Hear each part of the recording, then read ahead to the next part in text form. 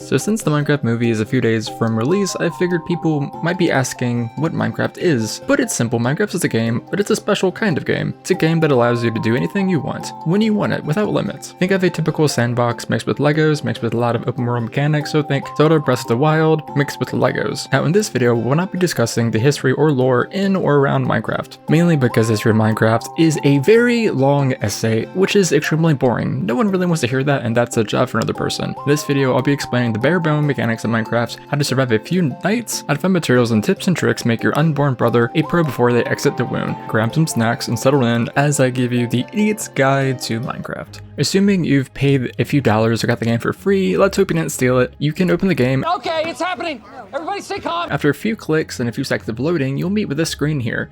Please note the screen might look a little bit different to you, especially if you play on a different version of Minecraft. I'm playing the Java edition, so just FYI. So this screen is for single player, multiplayer, or for realms. Also the settings and options are there. To put things simple, realms or private servers you can buy, multiplayer is open or private servers you can access for free, and solo is just by yourself. So let's press single. When you press single, you'll be greeted with a screen here that shows you all your worlds. If you lack worlds, press create new world. Here you can change a lot of settings. I'll let you discover that for yourself, because there's a lot to choose from. Mainly the game mode section is what you want to mess with. To simplify the game mode, survival is just like real life, but with quirks. When you die, you lose loot, XP, and you respawn. If you want a simple Minecraft experience, this is for you. Hardcore is like 100% real life. One go, that's it. If you die, you'll be sent to Minecraft heaven. If you want a harder version of Minecraft, this is for you. Creative mode is simply put, you're a god. You have access to every tool, every weapon, every block, and everything inside of the game. If you want to experiment with making mob farms, builds, or just want to kill things without consequences like a psychopath, this is for you.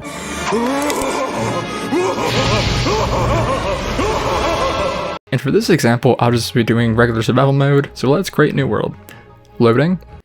More loading. Now your spawn point and world generation is 100% original to you, so if you aren't happy with your spawn or seed, you can always just re-roll. And by re-roll, I mean to create a brand new world. So let's hope that you spawn in a forest. If your luck is terrible and it's a desert, go find a tree. So once you found a tree, take your fist and punch to get logs. Once you have logs, take one log. You do this by pressing the item and left click, then pressing right click. If you want numerous items, just spam it. So you want to convert those logs into planks. So grab them and press 1 into your 2x2 grid, where it says crafting, which is right here. Then you'll see that one log equals 4 planks. Math is awesome, right? So left click on the planks, and you did it. Planks! I did it! He did it. You did it, sir! I did it!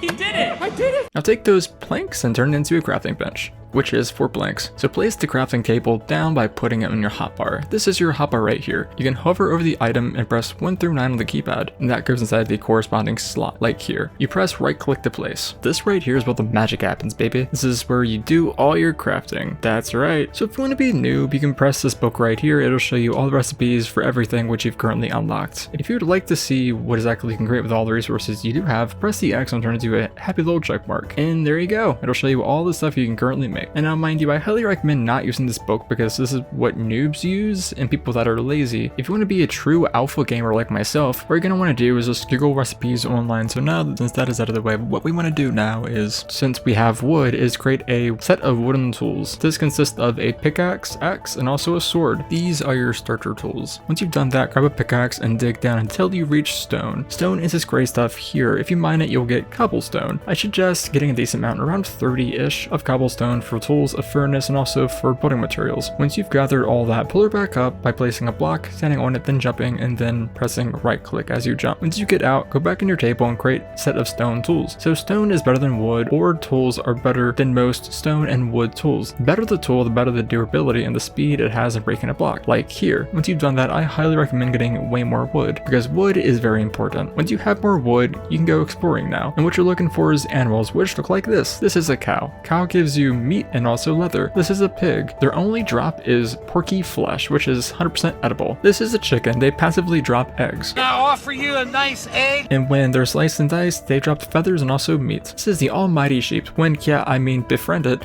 they drop wool and also mutton, which is meat. If you have any issues finding animals, look for a biome called the plains biome. They look like this. Spoiler alert, they are very, very, very plainy. In terms of what animal I suggest finding first, I suggest finding sheep. But hey, beggars can't be choosers. Once you see an animal, Now punch it or slash it a few times and then it'll drop its goodies. Once you've defeated your first friendly mob, you get food. Now continue doing so until you have some more food, and I highly suggest getting as much as you could possibly get. Once you have food, you can eat it raw, but I suggest not doing that unless you want me to do my amazing Gordon Ramsay impression.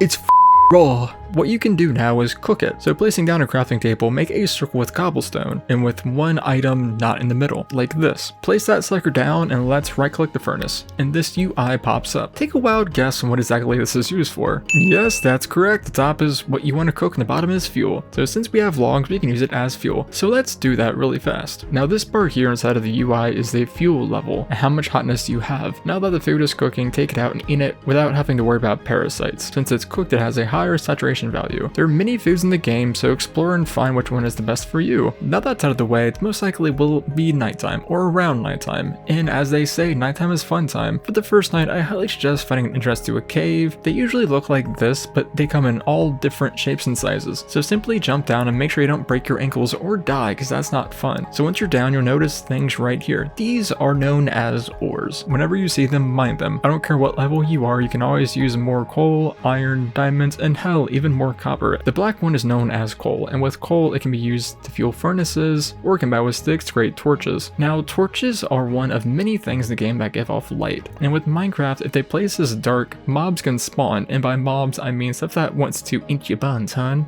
I am shocked! Shocked! Well, not that shocked. So make sure you always have torches so mobs don't spawn. I'll come back to mobs in a second, but let's talk a little bit more about mining. So this ore right here is copper, and copper is kinda useless, but its main purpose is to just create really cool blocks. So if you're curious regarding building, I do have a few tutorials on my channel which you can totally see. I kind of discuss a little bit of block palette techniques in this video here, which you can totally watch. Right here is iron. When it's mined, it grants raw iron ore, which can be smelted in a furnace to create iron ingots. Now, iron can be used to craft armor, which helps you not die, simply put. Protection equals less death. Now, in terms of armor, iron is high tier. Let's ignore diamonds for right now, and it's simple to obtain and craft. Now that we have iron, let's create some armor. Sadly, I could only craft a chest plate, so let's do that really fast. So now that it's crafted, hover over it and then press it with left click and drag it over to your player icon, where it has a little empty chest plate. I would say it looked pretty fancy. So for now, let's explore the cave and mine all the ores we can until the inventory is full. This puts the mine inside Minecraft. By the way, if you run into dead ends, you can either dig down or dig straight, and there's a good chance a cave will continue.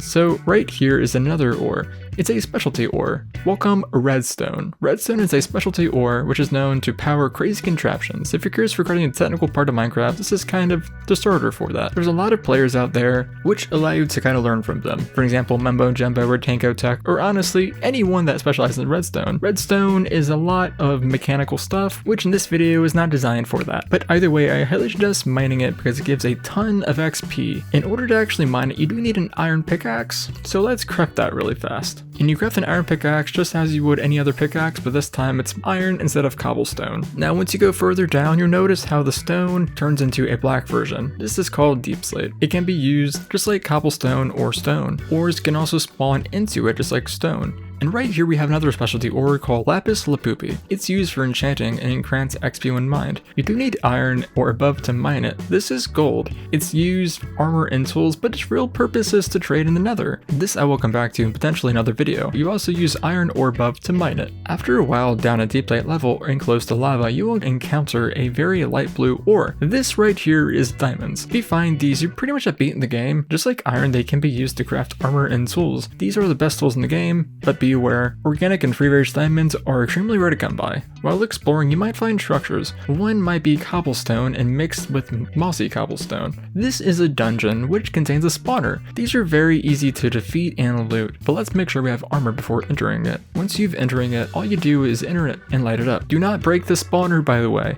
This is a spawner that you do not want to break. This spawner contains a specific type of mob. After the mobs are dealt with, you can loot the chest. The loot itself is decently good, but sometimes it can be really bad. It really depends. I suggest saving the coordinates because you might want to use it to farm XP. To find coordinates in Java, press F3, and the coordinates right there. If you're in Bedrock, by the left corner, those are the coordinates right there, those fancy dancy numbers. Now it seems like when I was fighting those enemies, I lost a little bit of health. So how you regain health is simply eating food or using potions. So as I regain my health, let's talk about the hostile mobs of the game. First off is the skeleton. Now this spawner did have a few skeletons, and the skeleton specializes in bow to arrow combat. And what I mean is that the weapon of the skeleton is a bow, and they love pegging you with arrows. They're relatively easy to dodge. All you do is sprint and jump right before the arrow hits you. And if you time it just right, you can easily attack it. When they die, they drop arrows, bones, and occasionally they will drop a bow. And as you explore, you might find an enemy called the Creeper. It is known as Minecraft's most iconic mob in the game. Their mode of attack is simply, they like to explode all over you.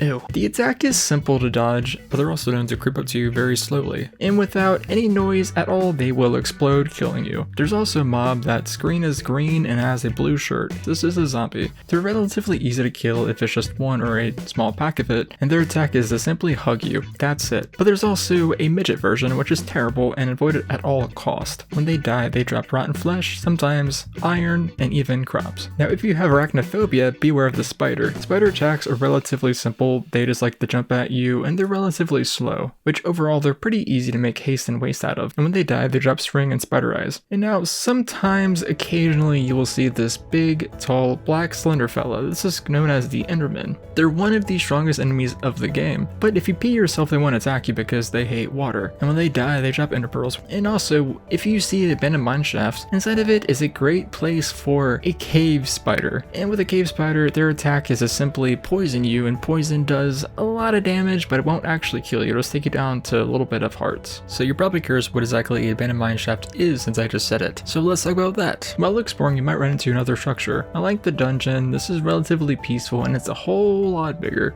This is called an abandoned mineshaft. The mineshaft is covered with wood and it's a great place to get rails and also free loot, and not to mention easy to get ores. And also, if you see this hole infested with webs, run. These like to spawn a special version of a spider called the cave spider. Now as far as caves, there is still a lot to talk about, but I'll let you discover that for yourself. Once your inventory is full or you're out of food, you can either find the exit by following your torches or simply pillaring up. I would highly suggest pillaring up if you don't care about working the cave. Now for pillaring up, I highly suggest keeping a torch in your offhand because sand and gravel can fall and suffocate you, which isn't fun.